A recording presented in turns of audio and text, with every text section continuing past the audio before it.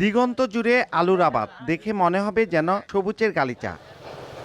জমিতে পানি ছিটানো, কীটনাশক স্প্রে, আগাছা পরিষ্কার নিয়ে কৃষকের ভীষণ ব্যস্ততা এখন। এবছর 34,758 হেক্টর জমিতে আলু আবাদ হয়েছে। উৎপাদনের লক্ষ্যমাত্রা নির্ধারণ করা হয়েছে প্রায় 10.5 লাখ মেট্রিক টন। একই সঙ্গে জমি থেকে তোলা হচ্ছে আগাম আলু। কৃষকের দাবি, এবার বীজ ও সারের চড়া দরের কারণে বেড়েছে উৎপাদন খরচ। পুঁজির অভাবে আলু সংরক্ষণ না করে জমিতেই বিক্রি করছেন অনেক কৃষক।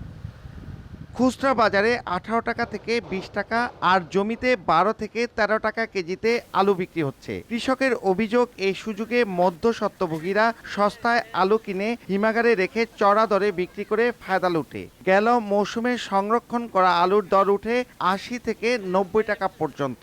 বেচা লাগে 12 টাকা কেজি, 2 টাকা কেজি, তাই বাজার পাওয়া হইলো না, কিছু তো মরে যাবো। কম দামে কিনে নিয়ে ওরা কোলেস্টোরে জব্দ করে রাখে, পরে ওরা চড়া দামে বিক্রি করে। মূল যে টাকাটা তারা নিচ্ছে মধ্যস্বত্বভোগীরা, কিন্তু আমরা কৃষকরা আসলে কিছুই পাইতেছি না। দাম বেশিও চাই না, কমও চাই না, আমরা ন্যায্যতা চাই। আমরা কৃষক যখন বাঁচে। কৃষি বিভাগ বলছে, মধ্যস্বত্বভোগীদের এই আগ্রাসন ঠেকাতে জানুয়ারি থেকে মার্চ পর্যন্ত 120 দিনের কর্মসূচি গ্রহণ করা হয়েছে। কৃষক এনআইডি দিয়ে হিমাগারে আলু সংরক্ষণ করতে পারবে। তবে কোনো ব্যবসায়ীকে আলু সংরক্ষণ করতে হলে লাইসেন্স লাগবে। সংরক্ষণ দলিল হাত বদলের ব্যাপারেও পরিবর্তন আনা হচ্ছে। কোনো কোল্ড স্টোরেজেই ব্যবসায়ীরাই কিন্তু কৃষি বিপণন অধিদপ্তরে লাইসেন্স করে না। তো ওই ব্যবসায়ীদেরকে আমরা লাইসেন্স দিয়ে আমরা তাদেরকে লাইসেন্সের আওতায় নিয়ে আসবো। কৃষকের উৎপাদিত আলু কিনে সরকারিভাবে সংরক্ষণ করা যায়।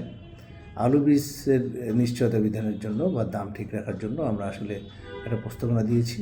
মুন্সিগঞ্জের সচল 58 হিমাগারের ধারণ ক্ষমতা 5,40,760 মেট্রিক টন।